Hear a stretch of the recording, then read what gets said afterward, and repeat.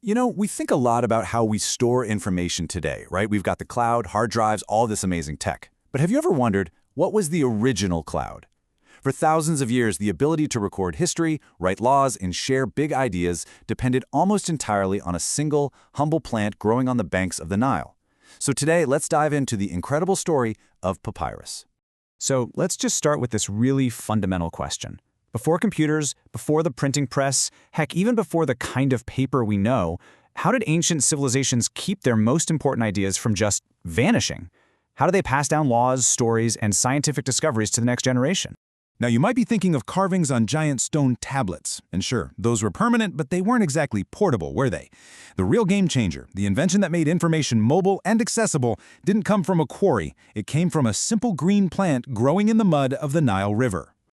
Okay, so our story really begins with the plant itself. It seems so ordinary, but its unique properties were exactly what made it the perfect raw material for a total revolution in how we communicate. So what is papyrus exactly? Well, it's an aquatic reed that just grew everywhere in the marshes along Egypt's Nile River. For the ancient Egyptians, this plant was a constant, fundamental part of their world. But they figured out its potential went way, way beyond just being a plant. The absolute genius of papyrus is all in the plant's design. Because it grew in water, its fibers were naturally soft and pliable. It was everywhere along the Nile, so it was a totally sustainable resource. But the real secret? That was its long, strong, fibrous stalk. This was the raw material that was about to be turned into the ancient world's most important writing surface. So how in the world did the Egyptians turn this tough river reed into a smooth surface that was good enough for a pharaoh's records? Well, the process itself was just a masterpiece of ancient ingenuity. The method was brilliant because it was so simple. First, you'd harvest the stalk and cut the soft inside into these really thin strips. Then, you lay these strips next to each other, and then you put another layer right on top, but going the other way, to make it kind of grid pattern. You press them together, and get this, the plant's own natural juices act like glue. And finally, you just let it dry in the sun. And the result? A lightweight, flexible, and surprisingly durable page. With a cheap and pretty easy way to make a writing surface, the floodgates of knowledge just burst open. I mean, this wasn't just a small improvement. It was a full-blown revolution that totally changed how society worked. Before papyrus, writing was often stuck on huge, heavy monuments. But now, it could be portable. It could be personal. This is what allowed Egypt's complex writing systems to really flourish.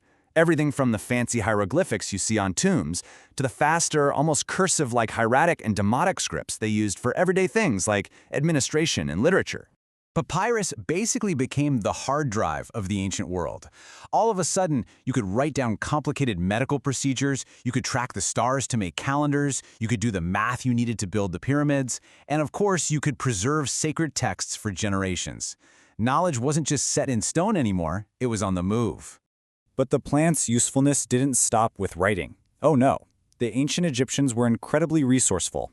They wove papyrus into ropes, baskets, and even sandals. They even bundled the stalks together to build small boats to get around on the Nile. It was so central to their economy that finished papyrus sheets became one of Egypt's most valuable exports. So you see, papyrus became so much more than just a product. Because it grew from the life-giving waters of the Nile, it got deeply woven into Egyptian culture itself. It was a powerful symbol of life, of fertility, and of their whole national identity. Sooner or later, all technologies get replaced, and papyrus was no different. But even after it fell out of common use, its impact on the world was absolutely permanent. I mean, think about this. For an incredible 3,000 years, papyrus was the world's main way of recording information. Its use spread from Egypt all across the Mediterranean, becoming essential for the Greeks and the Romans. It really wasn't until around 1000 AD that cheaper wood-based paper started to take over. And today, making papyrus is this treasured craft, a direct living link to that ancient world. In the end, papyrus was so much more than just ancient paper. It was the medium that allowed for the birth of literature, of science, of complex governments. It really was a symbol of civilization itself, and the very thing that helped save so much of human history for us to read today. And that's the question I want to leave you with. Just think about it for a second. How much of ancient medicine, philosophy, literature, the very foundations of our modern world only survived because the simple little reed grew on the banks of the Nile. It's a powerful reminder of how history can turn on something as humble as a single plant. Thanks Thanks for joining me for this one.